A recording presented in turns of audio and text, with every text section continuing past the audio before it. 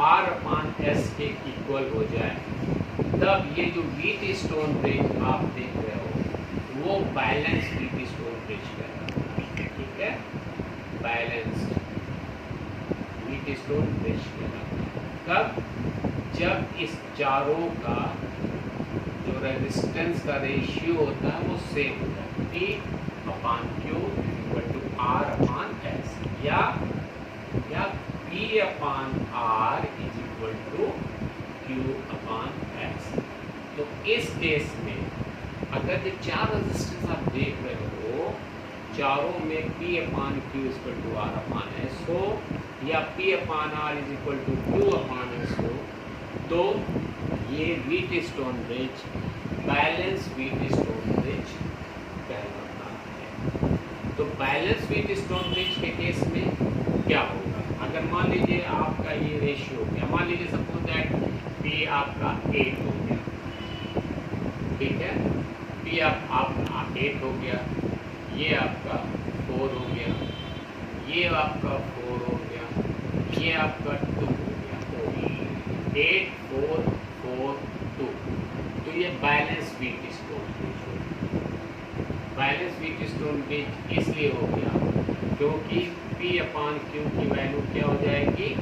P upon Q की value 8 upon 4 1/2, और R upon S की वैल्यू क्या हो जाएगी? R अपान S की वैल्यू 4 R अपान S। ऐसे देखिए, तो ये बैलेंस व्हीटस्टोन ब्रिज हो गया। यहाँ पे देखिए 8 upon 4 is equal to 4 upon 2, 8 upon 4 is equal to 4 upon 2, तो ये क्या हो जाएगा? ये 2/2, यानी कि ये बैलेंस व्हीटस्टोन ब्रिज है। और जब बैलेंस व्हीटस्टोन ब्रिज होता है तो इसमें PD में कोई करंट का फ्लो नहीं होता है, PD में नो करंट का फ्लो, PD में कोई करंट का फ्लो नहीं होता।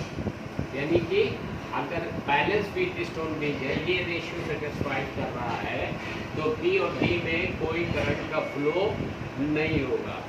गैल्वेनोमीटर में नो डिफ्लेक्शन, गैल्वेनोमीटर G में नो डिफ्लेक्शन होगा, कोई भी डिफ्लेक्शन नहीं होगा। उस केस में बैलेंस व्हीटस्टोन ब्रिज में एक्स रेजिस्टेंस को हम कंसीडर नहीं करते हैं, नो कंसीडर।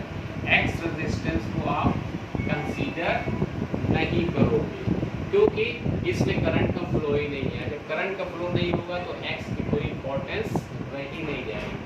तो फर्स्ट तो आपको देखना है कि ये जो सिस्टम है वो बैलेंस व्हीटस्टोन ब्रिज है कि नहीं। अगर व्हीटस्टोन ब्रिज है तो देखना है कि बैलेंस है कि नहीं। अगर बैलेंस है तब आप इस रिजल्ट पे पहुंचोगे कि अगर बैलेंस होगा तो B और D के बीच नो करंट का फ्लो होगा, गैल्वेनोमीटर में कोई डिफ्लेक्शन नहीं होगा, और जो कोई भी जहाँ पे कोई भी रेजिस्टेंस अगर B और D के बीच में हो तो उसको हम कंसीडर नहीं करेंगे। अगर कहेगा इक्विवेलेंट रेजिस्टेंस फाइंड करना, तो आपका इक्विवेलेंट रेजिस्टेंस क्या हो जाएगा? ये और ये और ये होगा, ये कोई रेजिस्टेंस माने नहीं रहेगा। उस केस में आपका इक्विवेलेंट रेजिस्टेंस क्या होगा? 8 + 4 = 12 और 4 + 2 = 6, तो इक्विवेलेंट रेजिस्टेंस 1/12 + 1/6, तो 12 हो जाएगा, 1 + 2 हो जाएगा, 3/12 हो जाएगा, 1/4 हो जाएगा, तो इक्विवेलेंट रेजिस्टेंस 4 ओम आएगा।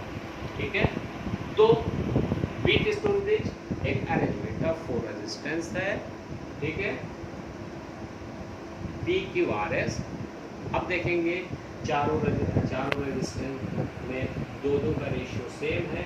अगर सेम है तो व्हीटस्टोन ब्रिज कहलाता है। तुरंत Wheatstone bridge balance Wheatstone bridge कहलाता है। और बैलेंस व्हीटस्टोन ब्रिज के केस में क्या होगा? BD में कोई करंट का फ्लो नहीं होगा, BD में कोई करंट का फ्लो नहीं होगा तो डिफ्लेक्शन नहीं होगा, डिफ्लेक्शन नहीं होगा तो जो ये एक्स रेजिस्टेंस उसको हम कंसीडर नहीं करेंगे।